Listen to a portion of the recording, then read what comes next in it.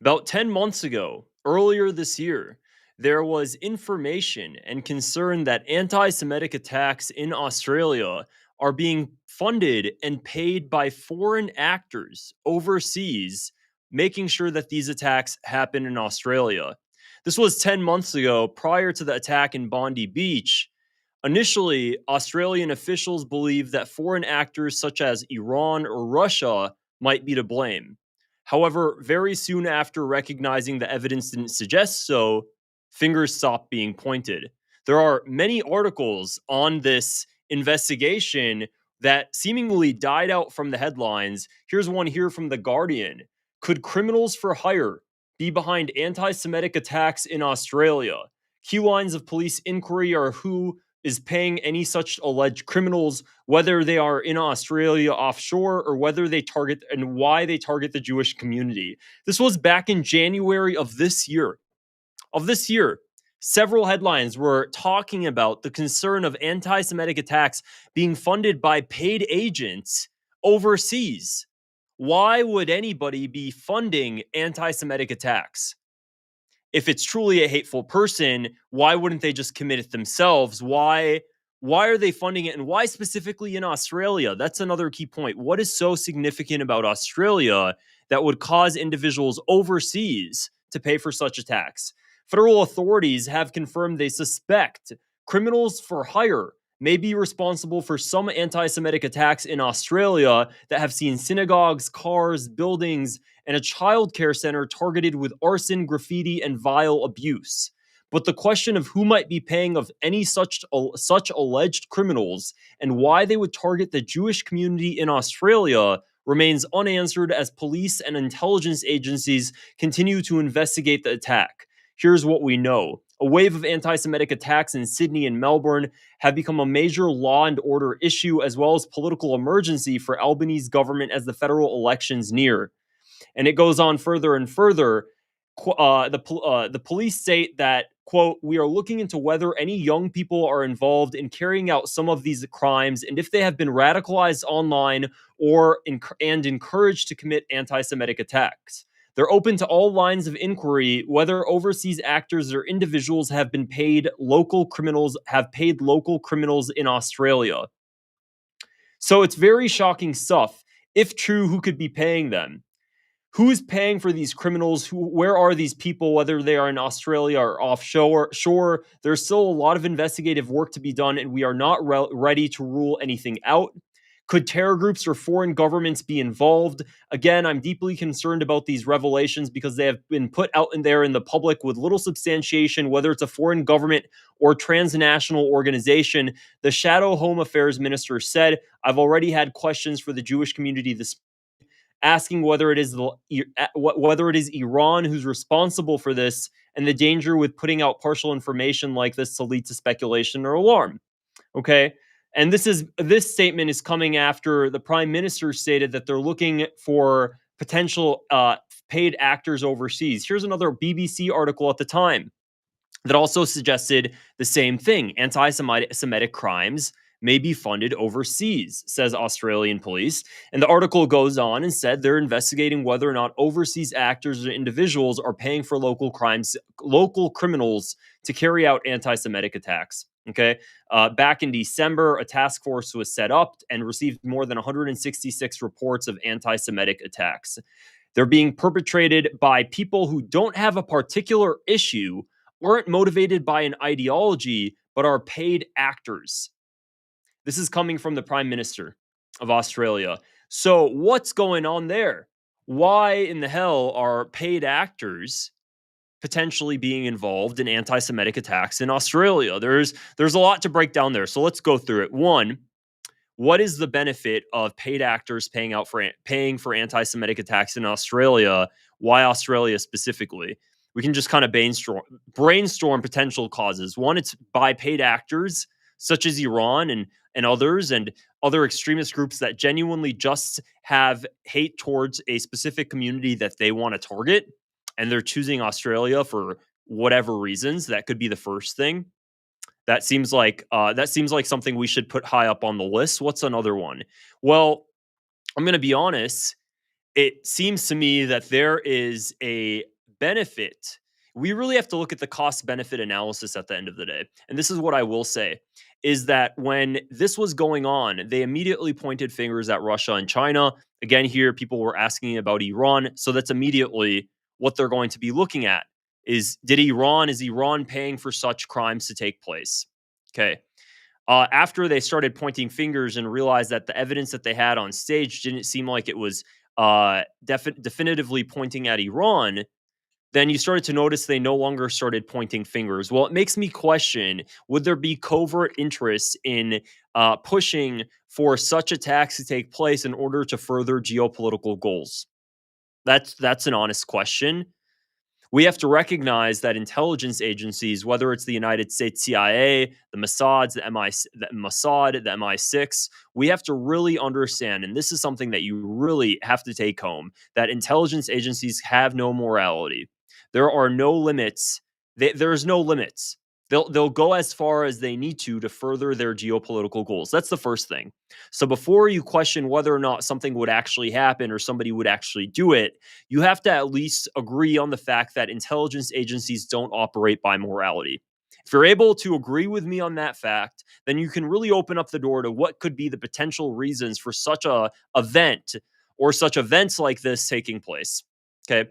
This is what I'll also say. We know that the Mossad back in the 1950s targeted and bombed synagogues in Baghdad, Iraq, in order to foment fear and cause Iraqi Jewish community to come to Israel and leave. That is fact. We know that happened. We know that Israel has a history, the Mossad has a history of perpetrating attacks and pretending to be Arabs. That's happened with the King David Hotel bombings. So, what benefit is there for Israel doing such a thing? Because that's going to be on top of my list. If is there geopolitical benefit? Well, we do know that immediately after such incidents, Netanyahu, after the Bondi Beach attack yesterday, Netanyahu goes out publicly and says that this is happening because of the fact that Australia didn't recognize decided to recognize a Palestinian state. That's pretty shocking, considering anti-Semitic incidents have happened in the United States. The United States hasn't recognized the state of Palestine. So where's the logic there? I would personally argue that when you recognize a Palestinian state, when you recognize the state of Palestine, and you give these people freedom, and there is no longer headlines about babies having their limbs just just babies being disfigured, Palestinians in Gaza suffering, when there's no longer media attention to that, then there's no longer going to be anger and resentment riled up towards the perpetrators of the attack that are doing it using their religion to justify it and to justify biblical reasons for the land. I think that's pretty obvious to me. It seems pretty obvious that when you do that and when you give Palestinians freedom, then all the media attention surrounding it dies away. And then the Jewish community is no longer the center of the media headlines because of the fact that Israel is not doing actions in their name. That seems very logical. Okay. I question that if it was a foreign actor that wasn't Israel, why wouldn't they then have published it? Again, this is another article. This is coming from, I believe this is a Italian or sorry, a French news article. Australia probes possible foreign funding behind anti-Semitic attacks. Australian Prime Minister said on Wednesday that country was investigating whether the recent attacks in predominantly Jewish neighborhoods were carried out by, quote, paid actors. This was again earlier this year on January 22nd. So this is referring to incidents not related to the one that recently happened in Bondi Beach. I want to be very clear about that. And I also want to state that hate hate is unacceptable. It's disgusting. It shouldn't be perpetrated. It shouldn't. I absolutely condemn it. And when we have these conversations, we have to understand what we're talking about here, which is a larger geopolitical ecosystem that this is happening within. Okay. So Australia is investigating whether local criminals were paid by foreign actors. Again, the exact same thing that I've previously said. Vandals have in recent weeks torched a Sydney's children's center, childcare center, set cars ablaze in largely Jewish neighborhoods, and splashed inner city synagogues with red paint and graffiti. Masked arsonists firebombed a synagogue in the city of Melbourne in December. Albanese said some of these attacks appear to have been carried out by, quote, paid actors. Some of these are being perpetrated by people who don't have a particular issue, aren't motivated by an ideology, but are paid actors. We are looking into whether overseas actors or individuals have paid local criminals in Australia to carry out some of these crimes in our suburbs. It's really shocking. It's really shocking to hear this because I'm going to be honest, guys, there's a lot of hate crimes that go on everywhere in the world. And typically, I don't hear about them being paid by foreign actors. There's so much racism all across the world. I think we can all agree on that. When was the last time you heard about foreign actors paying for any sort of situations, any sort of events, any sort of crimes like this? You don't. You don't. Because why would a foreign actor, and a foreign actor could mean a lot of things. It could be an extremist organization, it could be a foreign government, it can be a loose network of criminals, it could be just individuals, individuals committing these and paying for these crimes, not really linked to any larger conspiracy. There's a lot of things that foreign actors can mean, and we really can't rule out anything. Okay.